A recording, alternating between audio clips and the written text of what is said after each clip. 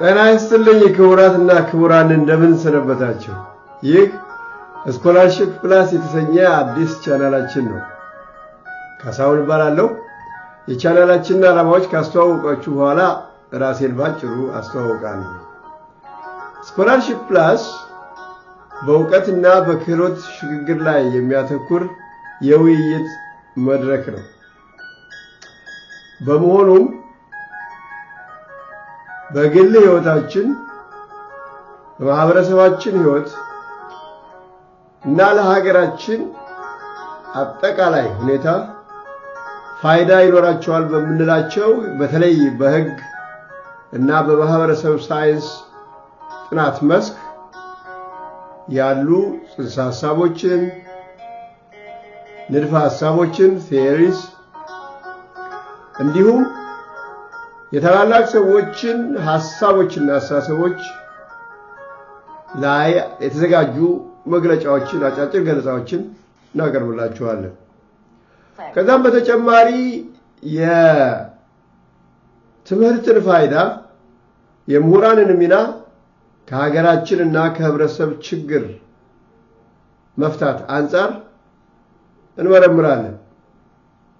በሌላ አነጋገር ከመማር በላይ ከእውቀት ባሻገር እንዲሁም ደግሞ ከልህቀት ወዲያ ለህብረተሰብና ለሀገር ያለብን ኃላፊነት ምንድነው ብለን እንጠይቃለን። እንዲሁም የተማርነው ትምህርት በየደረጃው በየዘርፉ ያጠናነው ጥናት የህብረተሰባችንን ችግሮች መፍቻ የተዘጋብንን የእድገት በር መክፈቻ ማድረግ ችለን ይሆን ስንልም እንጠይቃለን። በመጨረሻም ምናልባት በግል ህይወታችንም ሆነ በጋራ ህይወታችን በየዕለት አኗኗራችን በማህበራዊ መስተጋብራችን የሚያስፈልጉን ክህሎቶች ይኖሩ ይሆናል። እነዛን ክህሎቶች የአስተሳሰብ ጥራት ሊያመጡ የሚችሉ ዘዴዎችና ስልቶችንም እያፈላለግን እናቀርብላችኋለን። ስለሆነም ክቡራትና ክቡራን ይህንን ቻናል በማስተዋወቅና እናንተም ሰብስክራይብ በማድረግ አብራችሁን እንድትሆኑ በአክብሮት ጋብዛለሁ። በእርግጠኝነት በቆይታችን ብዙ ነገር እንማማራለን። አሁን ራሴን ላስተዋወቃችሁ። ካሳሁን ይበልጣል እባላለሁ። የትምህርት መነሻዬ ህግና ሶሲዮሎጂ ነው። በህግ የመጀመሪያና የሁለተኛ ዲግሪ አለኝ።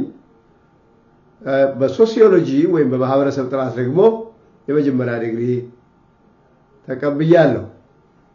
አሁን በመጨረሻ ደግሞ በክሪሚናል ጀስቲስ እዚህ በአሜሪካ ሀገር የፒኤችዲ ዲግሪ ወስጃለሁ። ይህንም ዘረዝርላችሁ ወደፊት የማነሳቸው የህግና የማህበረሰብ ጉዳዮች ላይ በቂ ግንዛቤ እንዳለኝ በቅድሚያ ለእናንተ ለተከበራችሁ አድማጮቼ ማስተዋወቅ ስላለብኝ ነው። ከዚህ በተረፈ ዋና ዋና ትምህርታዊ ቪዲዮዎችን ከዛሬ ጀምሮ እያዘጋጀሁ ስለማቀርብላችሁ ዛሬ የመጣሁት የቻናላችንን ዓላማ ለማስተዋወቅና ይዘቱ ምን እንደሚመስል ለመናገር ስለሆነ ለዛሬ ብዙ ማጫወታችሁ ነገር አይኖረኝም። ወደፊት ግን ሁላችሁም ተማሪዎች ከፈለጋችሁ መምህራንም ሌላውም ሰው ቢሆን በዚህ መድረክ በሚነሱት የውይይት ጉዳዮች አስተያየት በመስጠት ከፈለጋችሁም ጥያቄም በመጠየቅ እንድትተባበሩና መድረኩን እንድታደምቁልን ከወዲሁ አደራዬ እየጠበቀ ነው። ክቡራትና ክቡራን ለዛሬ በዚሁ ልሰናበታችሁ ነው። ቻናሉን ለጓደኞቻችሁ አስተዋውቁ። ከተወሰኑ ጊዜያት በኋላ በቀጥታ ለእናንተ ይጠቅማሉ የምላቸውን በሳይንሱ ዘርፍ የተሰሩ ስራዎችን በአማርኛ ለመሆኑ በአማርኛ ምን ያህል ተረድተናቸዋል? አንዱ መሰረታዊ ጥያቄ የምናነሳው እሱ ነው። ብዙዎቻችን የተማርነው በእንግሊዘኛ ነው።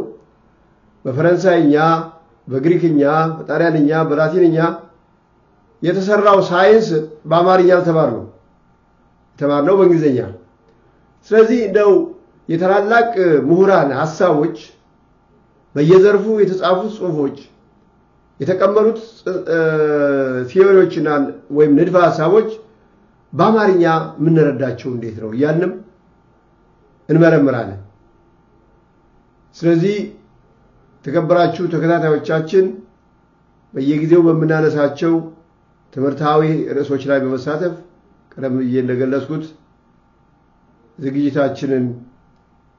በዝግጅታችን ተሳታፊ እንድትሆኑ በትህትና ጠይቃለሁ በመጀመሪያ በሚቀጥለው ቪዲዮ የምንመለከተው እንደ መግቢያ የአስተሳሰብ ጥራት እንዴት ሊመጣ ይችላል አንድ ሰው አስተሳሰቡን ሐሳቦችን ሲመረምር የሚጠቀምባቸው ስልቶች እንዴት ወይም ከየት ሊያገኛቸው ይችላል ስለዚህ ከነዚህ ስልቶች አንዱ ክሪቲካል ቲንኪንግ የሚባለው ነው ከሱ እንጀምራለን ከዛ ወደ ሌሎች ትምህርታዊ ቪዲዮዎችና ዝግጅቶች እንሄዳለን ማለት ነው ስለዚህ ቀደም እየነገለጽኩላችሁ ለዛሬ የመጣሁት ቻናሉን ለማስተዋወቅ ስለሆነ በዚሁ ሰናበታችኋለሁ ጤና ይስጥልኝ